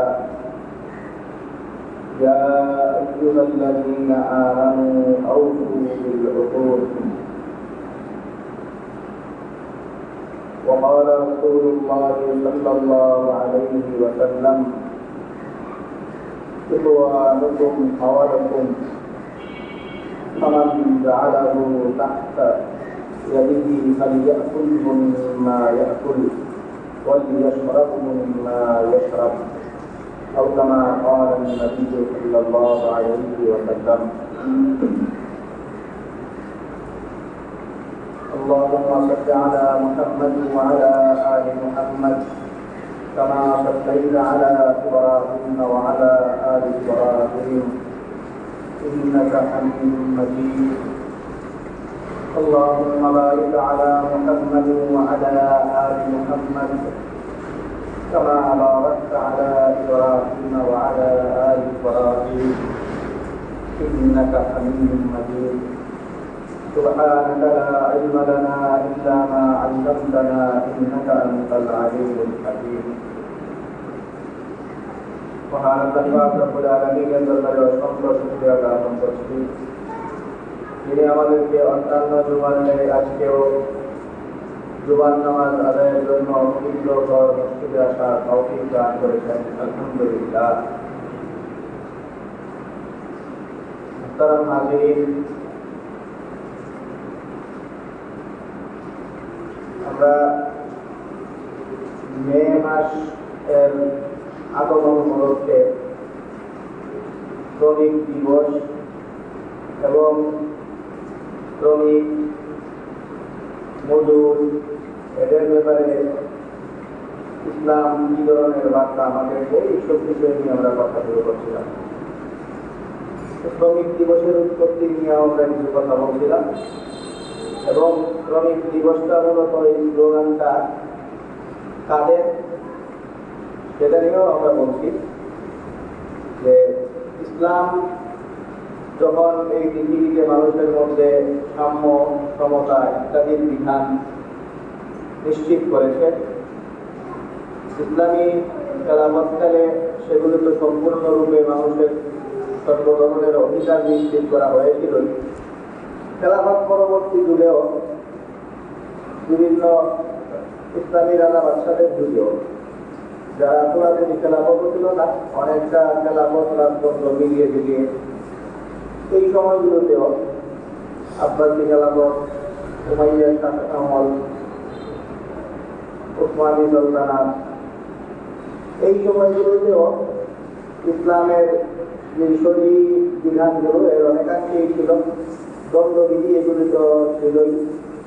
সব মিলে এই খেলাফত এবং খেলাফত পরবর্তী মুসলমানদের শাসন আমলে মানুষের অধিকার, সেই অধিকারে হিসাবে শ্রমিকদের অধিকার, যাবতীয় বিষয়াদি এই পৃথিবীতে যখন নিশ্চিত ছিল, তখন খেলাফত ধ্বংসের মাধ্যমে খেলাফত ব্যবস্থা সম্পূর্ণ মিলিয়ে দিয়ে যখন বিশ্বে ঢুকে পুঁজিবাদের যাত্রা শুরু হয়, সেই সময় আবার মানুষের বিভিন্ন অধিকার খর্ব হইতে থাকে।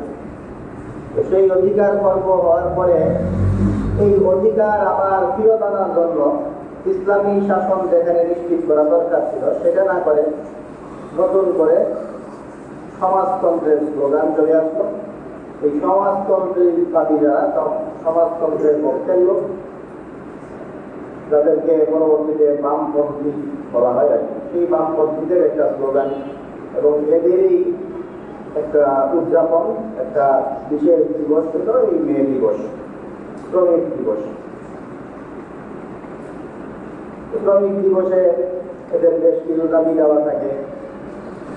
শ্রমিকদের মর্যাদা নিশ্চিত করা, তাদের বেতন ইত্যাদি সময় মতো পরিশোধ করা, তাদেরকে 8 ঘন্টার বেশি কাজে না লাগানো, এই যাবতীয় বিষয় রয়েছে।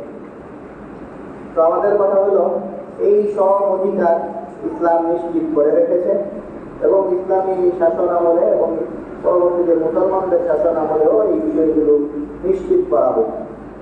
শ্রমিকের মর্যাদা, সেই শ্রমিকের মর্যাদা নিশ্চিত করতে গিয়ে শুরুতেই ইসলাম যে কোনো ধরনের বৈধ পেশা, শ্রম, এগুলোর স্বীকৃতি দিয়েছে, এগুলোর মূল্যায়ন করতে। কোরআনে কারিমে আল্লাহ পাক রব্বুল আলামিন মানুষদেরকে সম্পদ উপার্জন করা, সম্পদ, অর্থ অর্জন, কামাই রোজগার ইত্যাদির পিছনে আল্লাহ তাআলার যে বিধানাবলী আছে সেই বিধানগুলি পালন করার পরে এই দিকে মনোনিবেশ করতে আদেশ করেন। সূরা জুমা, এই জুমার দিন, এই জুমার নামে সূরাই আছে। তো সূরা জুমার মধ্যে আল্লাহ তাআলা বলেন যে জুমার যখন আযান হয়ে যায়, জুমার আযান হয়ে গেলে তোমরা তোমাদের যাবতীয় কার্যক্রম এগুলি স্টপ রেখে জুমার নামাজে আসার জন্য তোমরা তৈরি হও। ইযা নুদিয়া লিস-সালাতি মিন ইয়াউমিল জুমআতি, যখন জুমার দিন নামাজের জন্য আযান দেওয়া হয় তখন ফাসআউ ইলা যিকরিল্লাহি ওয়া যারুল বাই'a, তখন তোমরা তোমাদের ব্যবসা বাণিজ্য ইত্যাদি বুঝিয়ে আল্লাহ তাআলার যে বিধান, সেই জুমার নামাজ, সেটা আদায়ের জন্য তোমরা প্রস্তুতি নিতে থাকো। এরপরে পরবর্তী আয়াতে আল্লাহ তাআলা বলেন, এটা এই ধরনের কাজ করাটা এটাই সবচেয়ে উত্তম কাজ। এটা বলে যালিকুম খায়রুল লাকুম ইন কুনতুম তা'লামুন, তোমাদের জন্য এই কর্মপন্থা অবলম্বন করা এটাই তোমাদের জন্য সবচেয়ে ভালো। তোমরা যদি বুঝো তাহলে তো ভালো। ফাইদা কুদিয়াতিস সালাতু ফান্তাশিরু ফিল আরদ, যখন তোমাদের নামাজ শেষ হয়ে যায়, ফান্তাশিরু ফিল আরদি ওয়াবতাগু মিন ফাদলিল্লাহ, তখন তোমরা জমিনে ছড়িয়ে পড়ো এবং আল্লাহ তাআলা তোমাদের জন্য যে রিজিকের ব্যবস্থা করছেন সেগুলো অন্বেষণে তোমরা মত হও, সেগুলো তোমরা করতে থাকো। তারপরে এই অর্থাৎ আল্লাহ তাআলার যে বিধানগুলি আছে সেই বিধানাবলীর পরে আল্লাহ তাআলা এই নির্দিষ্ট আল্লাহর হকগুলি দেওয়ার পরে বাকি সময়টুকু কামাই রোজগার ইত্যাদির প্রতি আল্লাহ তাআলা উৎসাহিত করেন। এছাড়াও কুলু মিন তাইয়্যিবাতি মা রাযাকনাকুম, রিজিক অন্বেষণ করতে গিয়া যেটা কুলু মিনাত তাইয়্যিবাতি হালালান তাইয়্যিবা, তোমরা হালাল রিজিক, ভালো রিজিক, সেগুলো তোমরা অন্বেষণ করো, এর প্রতি আল্লাহ তাআলা মানুষদেরকে আদেশ করেন। এবং এগুলি আদেশ করার পাশাপাশি আল্লাহ তাআলা মানুষ যেন কর্ম করে অন্যের উপরে নির্ভরশীল না হয়, সেই জন্য আল্লাহ পাক রব্বুল আলামিন বিভিন্ন জায়গায় ওয়াক্কালুনা আলা মাওলাহুম আইনামা ইউওয়াজ্জিহু লা ইয়াতি বিখাইর, অন্য কারো প্রতি নির্ভরশীল হয়ে পড়া, অন্য কারো উপরে নির্ভর করে জীবন চালনা করা, এগুলোকে আল্লাহ তাআলা খুব নেগেটিভ ভাবে উপস্থাপন করেন। এবং নিজের কাজ নিজে, আপনারা ছোটবেলায় এমন আছে কিনা জানি না, শিক্ষায় যে ধরনের সংস্কার সময়ে সময়ে হয়, যা তা বুঝাই দেয় শিক্ষা দিতে পারে। ছোট সময়ে যারা মাদ্রাসা লাইনে না পড়তেন, স্কুলেও যারা পড়তেন, তারাও এইসব গল্প করতেন, নবীর শিক্ষা। ওই কাঠুরি জঙ্গলে গিয়া কাঠ কাটার জন্য ভিক্ষা না কইরা কাঠ কাটতে আদেশ করতেন, কাঠ খাইতে তোমরা উপার্জন করো, তারপরে মানুষের উপর নির্ভরশীল হয় না। এই ধরনের হাদিস তো আছেই, এগুলো এত বেশি প্রচলিত যে গল্প আকারে এগুলি বিভিন্ন আমাদের পাঠ্যপুস্তকে আছে।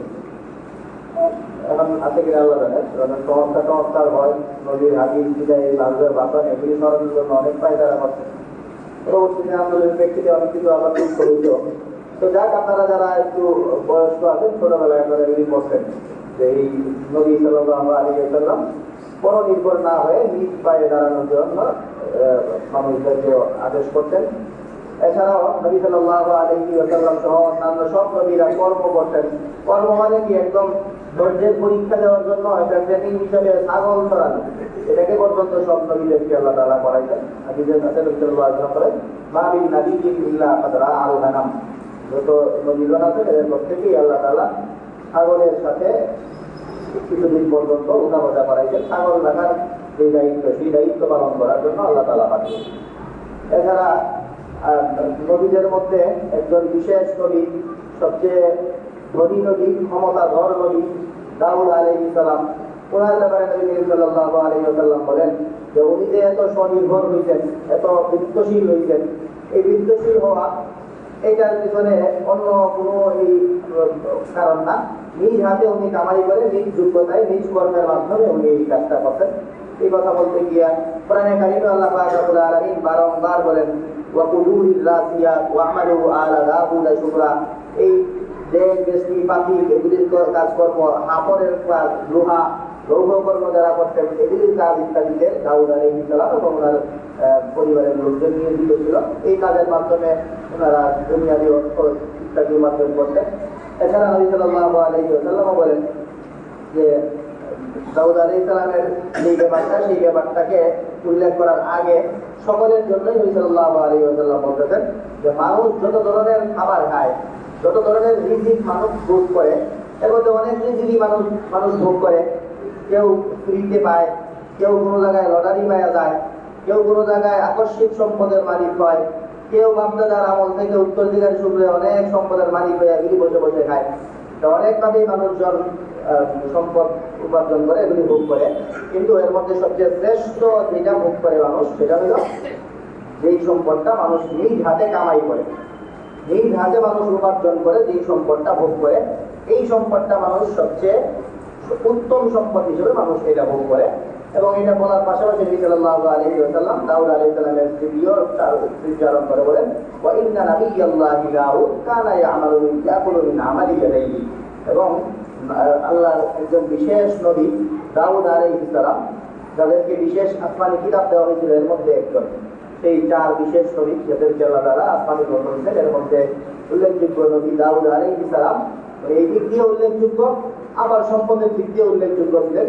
এই বহু দিক বিচারে উল্লেখযোগ্য এই নবী দাউদ আলাইহিস সালাম, উনিও ওনার নিজ হাতে কামাই করা অর্থ সম্পদ থেকে উনি খাবার গ্রহণ করতেন, রিজিক গ্রহণ করতেন। যে কোনো পেশাকে মূল্যায়ন করা, এগুলোকে অবমূল্যায়ন না করা, এগুলি উল্লেখ করতে গিয়ে আল্লাহ তাআলা বলেন, ইয়া আইয়ুহাল্লাযীনা আমানু লা ইয়াসখার কাওমুম মিন কাওমিন। তোমাদের কোন শ্রেণী জাতির লোকদের অন্য শ্রেণীর লোকদেরকে ছোট মনে না করে। এদের মধ্যে আছে লা ইয়াহতারান্না জারাতুন লিজারাতিহা, কোনো প্রতিবেশী যেন অন্য কোনো প্রতিবেশীকে খাটো চোখে তাচ্ছিল্যের দিকে নজরে না দেখে। তো এই জাতীয় কথাবার্তা, এগুলির মাধ্যমে বৈধ যত পেশা আছে সব বৈধ পেশাকে স্বীকৃতি ইসলাম দিয়েছে, এবং কোনো বৈধ পেশাকেই ছোট চোখে, নিম্ন চোখে না দেখার জন্য ইসলাম মানুষদেরকে অর্ডার করেছে।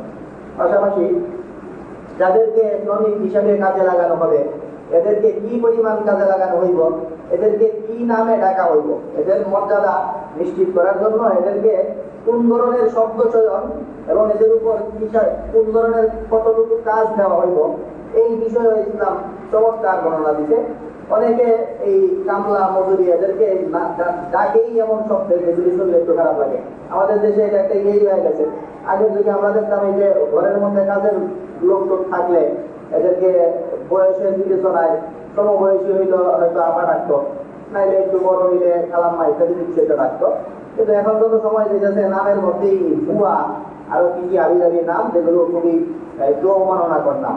তো নবী সাল্লাল্লাহু আলাইহি ওয়াসাল্লাম এই নামগুলো শিক্ষা দিচ্ছেন চমৎকারভাবে। সাল্লাল্লাহু আলাইহি ওয়াসাল্লাম বলেন, এই সাধারণ শ্রমিক যারা কাজ করে ঘরে, এর আলাদা জীবন আছে, আলাদা সংসার আছে, আলাদা জগৎ আছে। কিছু সময় তোমার কাছে কাজ করে, এইটার ব্যাপারে তো বাদই। যারা আজীবনের জন্য তোমার হয়ে যায়, ইন্নানেও যাদেরকে গোলাম বান্দি, এদের ব্যাপারে নবী সাল্লাল্লাহু আলাইহি ওয়াসাল্লাম বলেন যে এদের ব্যাপারেও সুন্দর সুন্দর শব্দ চয়ন করবা, নবী সাল্লাল্লাহু আলাইহি ওয়াসাল্লাম বলেন যে ইখওয়ানুকুম হাওয়ালাকুম জাআলাহুমুল্লাহু তাহতা আইদিকুম, তোমাদের কিছু ভাই বোন তাদেরকে আল্লাহ তাআলা তোমাদের অধীনস্থ করে দিয়েছেন। এই শব্দ চয়নটা হলো চমৎকার। ভাই বোন হিসাবে নবী সাল্লাল্লাহু আলাইহি ওয়াসাল্লাম বলেন তোমাদের এই কিছু ভাই, তোমাদের এই কিছু বোন, যাদেরকে আল্লাহ তাআলা হয়তো তোমাদের অধীনস্থ করে দিতেন, তোমাদের অধীনে রেখে দিতেন, তোমরা এদের মালিক হয়ে গেছো। তো যারা তোমাদের ভাই বোন যেহেতু করে তারা তাদেরকে তোমরা ইয়াকুল মিম্মা ইয়াকুল ওয়া ইয়াশরাবু মিম্মা ইয়াশরাব ওয়া ইয়ালবাসু মিম্মা ইয়ালবাস, সুতরাং এরা যেহেতু তোমাদের ভাই বোন, তোমাদেরকে আল্লাহ তাআলা কিছু তোমাদের এই ভাই বোনদেরকে তোমাদের অধীনস্থ করে দিয়েছেন, এই কারণে এরা তোমরা যা কিছু খাও এগুলো যেন এরা খায়, আর তোমরা যা পান করো এগুলি যেন এরা পান করে, তোমরা যা পরিধান করো এগুলি যেন এরা পরিধান করে। এদের জন্য নিম্নমানের খাবার রেডি করা, এই নিচু একদম বাজে পানি টানি ইত্যাদি বা খাবার সরবরাহ করা এবং বাজে কাপড়ের ব্যবস্থা করা, এই ধরনের কোনো আচরণ তোমরা করবে না। এরা তোমাদের ভাই বোন, আল্লাহ তাআলা তোমাদের অধীনস্থ করে দিচ্ছেন, তোমরা যা যা খাও যা পড়ো এদেরকে এগুলি খাওয়াই বা পড়ে। এছাড়া নবী সাল্লাল্লাহু আলাইহি ওয়াসাল্লাম বলেন যে যাদেরকে এই গোলাম বান্দি বুঝেও যাদেরকে কিনা নিত মানুষজন, যাদের মালিক হয়ে নিত, এদেরকে নবী সাল্লাল্লাহু আলাইহি ওয়াসাল্লাম বলেন লা তাকুলু ইবাদাল্লাহ বা লা তাকুলু ইবাদি, তোমরা এটা বলো না যে এরা আমার বান্দা। গোলাম বান্দি বলে আমরা এই বান্দি বলতে গিয়া এই গোলাম বান্দি বান্দা এই শব্দগুলি বলতো, যে তোমরা এদেরকে এই বান্দা বান্দা এই ধরনের শব্দ দেখো না। সব মানুষই ইবাদুল্লাহ, আল্লাহর বান্দা। তোমরা এদেরকে তোমাদের অধীনস্থ করে দেওয়া হয়েছে, তোমাদের অধীনে থাকা কিছু মানুষ, এই ধরনের অন্য কোনো শব্দ চয়ন করা, কিন্তু এই বান্দা কান্দা এই ধরনের শব্দ এগুলি তোমরা চয়ন করো না। শব্দ চয়ন ইত্যাদির ব্যাপারেও সতর্কতা অবলম্বন করা। ইসলাম এদেরকে এই কাজের মানুষদেরকে কামলা মজুরি বুয়া এই ধরনের শব্দ যেগুলি শুনলে ভালো না লাগে এই লোকদের, এই ধরনের শব্দ চয়ন ইত্যাদি যেন না করে সেই জন্য ইসলাম এই শিক্ষাও দিয়েছে। তো এইভাবেও শ্রমিকদের অধিকার ইত্যাদি ইসলাম নিশ্চিত করছে এবং পাশাপাশি শ্রমিকদেরকে যে কাজকর্ম দেওয়া হইত, কি ধরনের কাজ, এই যে অনেকেই কয় ঘন্টা কাজ করাইবো, কি কাজ করাইবো এগুলো। তো ইসলামের কথা হলো এই ঘন্টা যদি 8 ঘন্টা ঠিক করে দেয়, এই 8 ঘন্টায় হয়তো সে এই 8 ঘন্টার জন্য ধরে আমি পাইছি, এবার যা করা লাগে শ্বাস ফলাইতে দিব না 8 ঘন্টা, এটাও তো করতে পারে। এই জন্য ঘন্টা ঠিক করা এগুলোর পিছনে ইসলাম যায় না। ইসলামের কথা হইলো সৌজন্যতার মধ্য দিয়ে স্বাভাবিকভাবে যে কাজটুকু সে করতে পারে এই কাজটুকু সে করাইবা। লা ইউকাল্লিফুল্লাহু নাফসান ইল্লা উসআহা, ইসলাম বলে দিয়েছে যে তোমরা কাউকে তাদের সাধ্যের বাহিরে কোনো কিছু চাপায়া দিবা না। আল্লাহ তাআলা সাধ্যের বাহিরে কোনো কিছু চাপায়া দেওয়া এটা আল্লাহ তাআলা পছন্দ করেন না। আল্লাহ তাআলা নিজেও বান্দাদের উপরে এই সাধ্যের থেকে কোনো কাজ চাপায়া দেন না। ইসলাম অনেক কাজে সহজ করেছে, বিকল্প রাস্তা রেখেছে। নামাজ পড়তে না পারলে এই এত স্টেপ এইভাবে করো, ওইভাবে করো, রোজা রাখতে না পারলে পরে রাখো, এগুলো কিছু করতে না পারলে বিদ্যা দেও, বিকল্প পন্থা প্রচুর আছে ইসলাম। তো আল্লাহ তাআলা এইভাবে সাধ্যাতীত কাউকে কিছু চাপান না। তোমরাও কারোর উপরে সাধ্যের বাহিরে কিছু চাপাইবা না, পারবে না, কষ্ট হবে এমন কিছু চাপাইবা না। আর যদি দেখা যায় যে তোমারও প্রয়োজন আছে যে আজকে এই কাজটুকু আমার না করলে হইব না, এই কারণে এই লোককে বলতে হইব যে আজকে এই কাজটা শেষ করো, এমন করতে গেলে হয়তো একটু কষ্টকর কাজ তার উপরে চলে আসে, তখন ইসলাম বলছে ফাইন কাল্লাফতুমুহুম ফাআইনুহুম, তোমরা যদি সাধ্যের বাহিরে একটু বেশি কাজ শ্রমিকদেরকে দিয়ে দাও, তাহলে বেশি কাজ দিত এই কারণে তাকে তুমি কাজে সহায়তা করো, শ্রমিকের কাজে তুমিও সহায়তা করো, দুইজনে মিলে করো, যেন এই লোকের কষ্টটা কম হয়। এই হইল তাদের উপরে কি ধরনের কাজ চাপানো হবে, কি কাজ করতে বলা হবে, এইটার ব্যাপার। এরপরে ওই মজুরি দেওয়া, শ্রমিকের মূল্য দেওয়া না দেওয়া, এগুলি নিয়ে আমাদের দেশে প্রায় ঝগড়াঝাটি, শ্রমিকদেরকে গার্মেন্ট শ্রমিকরা রাস্তায় নেমে আন্দোলন করে, বিভিন্ন ধরনের ওই গত মাঝে মাঝে বিদেশেও আমরা দেখি বিশাল বিশাল কোম্পানি এরা বিদেশ চলে গেছে, শ্রমিকদেরকে ভাতা বোনাস কিছু দিতে না, বেতন টেতন এগুলি রাখি দিচ্ছে। ওইরকম বেশ কিছু সময় নিয়ে আমাদের দেশে অনেক জায়গায় তাহলে অনেক সময় হয়। এখন ওই শ্রমের সময় চলতেছে, আমাদের দেশ বেশি ধান কাটা ইত্যাদি, শ্রমিক যারা যাদেরকে কাজে লাগানো হয় এদের মজুরি দেওয়া, এই মজুরি দেওয়ার ব্যাপারে কোরআনে কারীম খুব স্পষ্টভাবেই মালিক পক্ষকে অর্ডার করতেছে। কোরআনে কারীমে আল্লাহ পাক রব্বুল আলামিন বলেন ইয়া আইয়ুহাল্লাযীনা আমানু আউফু বিল উকুদ, তোমরা যেই চুক্তিতে তাদেরকে নিয়ে আসো এই তোমাদের দেওয়া এই চুক্তি সেটা তোমরা পূরণ করো। তোমরা যে চুক্তি করো সেই চুক্তি তোমরা অবশ্যই বাস্তবায়ন করবে। এই আদেশ আল্লাহ পাক রব্বুল আলামিন দেন। নবী সাল্লাল্লাহু আলাইহি ওয়াসাল্লাম বলেন যে মুসলমানরা তাদের শর্তের বাহিরে যাবে না। মুসলমানদের চরিত্র এটাই যে যেই চুক্তি যেই শর্ত তারা করবে সেই চুক্তি তারা পূর্ণ করবে। আল মুসলিমুনা আলা শুরুতিহিম। এবং প্রসিদ্ধ হাদিস আপনারা জানেন, এই শ্রমিক দিবস আসলে এই হাদিসটা প্রচুর আপনাদের সামনে আসে এবং এটার এই হাদিসের তরজমা অনুবাদ নিয়েও প্রায় কবিতা রচনা হয়ে গেছে। নবী সাল্লাল্লাহু আলাইহি ওয়াসাল্লাম বলেন হাদিসের মধ্যে, আতুল আজিরা আজরাহু ক্বাবলা আন ইয়াজুফা আরাকুহু। তোমরা তোমাদের শ্রমিকদেরকে এই শ্রমিকদের ঘাম শুকানোর আগেই তাদের মজুরি দিয়ে দাও। তোমাদের মজুরি শ্রমিক যারা সেই শ্রমিকদেরকে ঘাম শুকানোর আগে তাদের মজুরি তোমরা দিয়ে দাও। তো এটাকে চমৎকার বাংলা হবে বুঝতে যাক, না শুকাতে ঘাম দিয়ে দাও দাম। তো না শুকাতে ঘাম দিয়ে দাও দাম, এটা মূলত হাদিস। এছাড়াও হাদিস ছাড়া হাদিসের যে বড় বিষয় হাদিসের কুদসি, মানে যেগুলি আল্লাহ তাআলার বক্তব্য, কোরআনে কারিমে নাই, আল্লাহ তাআলার বক্তব্য যেগুলির মূল্য হাদিসের চেয়ে বেশি। এবং হাদিসের কুদসিতে আছে আল্লাহ তাআলা নিজেই বলেন যে সালাসাতুন আনা হাসবুহুম ইয়াউমাল কিয়ামা। তিন পার্টি আছে, যেই তিন পার্টির বিরুদ্ধে স্বয়ং আমি আল্লাহ তাআলা কিয়ামতের বিরুদ্ধে দাঁড়াবো। এই তিনটা পার্টির বিরুদ্ধে আমি দাঁড়াবো, আল্লাহ তাআলা বলেন সালাসাতুন আনা হাসবুহুম। এক নম্বর পার্টি হইল রাজুলুন আতাবি সুম্মা গাদার। যারা আমার পছন্দকে বা আমার কথা দিয়ে কোনো কথাকে পাকা মুক্ত করে, এরপরে এই কথা খেলাপ করে গাদ্দারি করে।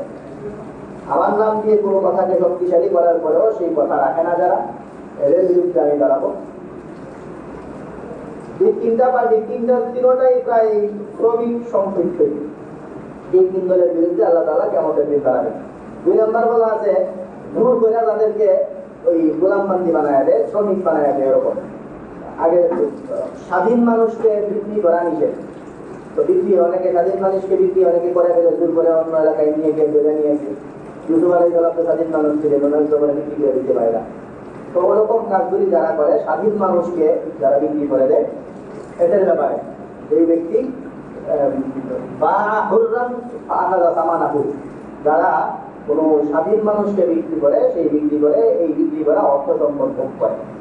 আর তিন নম্বর হলো সবচেয়ে বেশি আমাদের আজকের বিষয়বস্তুর সাথে সম্পৃক্ত, সেটা হলো তিন নম্বরে আল্লাহ তাআলা যাদের ব্যাপারে কিয়ামতের দিন আল্লাহ তাআলা স্বয়ং যাদের বিরুদ্ধে দাঁড়াবেন, এদের তিন নম্বর সেটা আল্লাহ তাআলা বলতেছেন যে রাজুলুন ইস্তামালা আজিরান।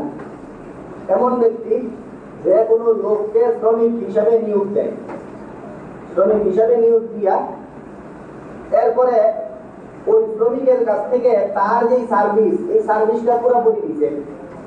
শ্রমিক নিয়োগ দিল, শ্রমিক নিয়োগ দিয়া শ্রমিকের কাছ থেকে তার যা দরকার তা উসুল করতেন, কিন্তু তা উসুল করার পরে ওয়ালাম ইউতি আজরাহু, ওয়ালাম ইস্তাউফি আজরাহু, কিন্তু তার সার্ভিস সে পুরোপুরি নিচে, ঠিক আছে, কিন্তু দেওয়ার পরে ওই শ্রমিকের মজুরি আর দিতে না। শ্রমিক নিয়োগ দিল, শ্রমিক নিয়োগ দিয়া ওই শ্রমিকের কাছ থেকে শ্রম ফিরিয়ে আদায় করলো, কিন্তু ওই শ্রমিকের মজুরি যে দেয় না, এই লোকের বিরুদ্ধে আমি কিয়ামতের দিন দাঁড়াবো। তো এইভাবে শ্রমিক যারা, সেই শ্রমিকদের মজুরি নিশ্চিত করা, সেই মজুরি নিশ্চিত করার মাধ্যমেও নিশ্চিত করার জন্য কোরআনে কারিমে আল্লাহ তাআলা বলেন হাদিসে কুদসিতে, নবী সাল্লাল্লাহু আলাইহি ওয়াসাল্লাম হাদিসে বহু জায়গায় তাদের শ্রম দিয়ে দেওয়া, এই ব্যাপারে কোরআনে কারিমে স্পষ্ট বক্তব্য, ইসলামের স্পষ্ট নির্দেশনা রয়েছে। তো মোট কথা এই যে নির্দেশনাগুলো, যেখানে আমরা শ্রম, বৈধ পেশাকে মূল্যায়ন করা, বৈধ পেশা গ্রহণের প্রতি উৎসাহিত করা, বৈধ পেশা যারা গ্রহণ করবে এই পেশাজীবীদেরকে তাদের আত্মসম্মান বোধ বজায় রেখে চমৎকার শব্দে তাদেরকে ব্যক্ত করা, এবং তাদেরকে তাদের উপরে যেই কাজ চাপানো হবে সেই কাজ চাপাইতে গিয়ে তাদের যেই কর্ম, সেই কর্ম নির্ধারণের ব্যাপারে তাদের সক্ষমতার দিকে নজর দেওয়া, এবং সর্বোপরি তাদের যখনই তারা মজুরির অধিকার, যখন তারা তাদের শ্রমিকের যে নির্ধারিত ভাতা বেতন এগুলো যখন এগুলির অধিকারী যখন তারা হয়ে যাবে, সেই সময়েই তাদেরকে তাদের অধিকার দিয়ে দেওয়া, এই চমৎকার এই বিবরণগুলির মাধ্যমে মূলত খেলাফত যুগ এবং ইসলাম পরবর্তী যুগেও আমরা দেখছি যে শ্রমিকের মর্যাদা ইত্যাদি সম্পূর্ণভাবে এই পৃথিবীর যুগে নিশ্চিত হয়েছিল, যেগুলো এই খেলাফত ধ্বংসের মাধ্যমে আবার বিভিন্ন ধরনের চিন্তা চেতনা, পুঁজিবাদ, পরবর্তী সমাজতন্ত্র, এরপরে মিলায় ঝিলায় আমাদের দেশে যেটা আছে আর কি, কিছু পুঁজিবাদ, কিছু সমাজতন্ত্র, সবাই পুঁজিবাদের পেছনেই চলতেছে। আবার সংবিধানে নাকি আছে যে আমাদের দেশ বলে সমাজতন্ত্রে চলবে, ওই জগা কিছুই একটা মিলায় ঝিলায় আছে আর কি।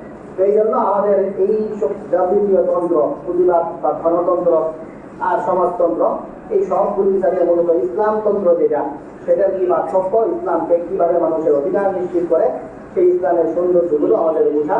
এবং যখন এইসব বিষয়ে আওয়াজ উঠে তখন এই ইসলামের যে অনুশাসন, সেই অনুশাসনে ফিরে যাওয়ার জন্য আকাঙ্ক্ষা পেশ করা, সেগুলি আমাদের প্রত্যেকটা মুসলমানের কর্তব্য। আল্লাহ পাক রব্বুল আলামিন আমাদেরকে কথাগুলো বোঝা এবং আমরা এইগুলোর উপর যেন আমল করতে পারি সেই তৌফিক দান করুন। ওয়া আখিরু দাওয়ানা আলহামদুলিল্লাহি রাব্বিল আলামিন। সামনের জায়গাগুলো আমরা পূরণ করি, তারপরে